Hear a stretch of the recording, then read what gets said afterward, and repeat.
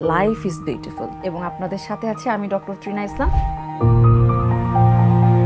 যেখানে আমরা কথা বলেছি জীবন ঘনিষ্ঠ নানা রকম সমস্যা ও তার সমাধান নিয়ে। My business is only focusing on myself, my health, my mentality, that's it. আপনার শারীরিক ও মানসিক স্বাস্থ্যের উপর নানান বিষয়ে কথা বলেছেন ডক্টর, সাইকিয়াট্রিস্ট, সাইকোলজিস্ট ও বিভিন্ন পেশার অভিজ্ঞ মানুষেরা। শিশুদের উপরে যে কোনো ধরনের আঘাত তার প্রত্যেকটি ক্ষেত্রেই কিন্তু মানসিক অভিঘাত অনেক বেশি। 18 থেকে 30 বছরের মেয়ে ছেলেদের হৃদয়রা প্রতিদিন ভাঙতেছে।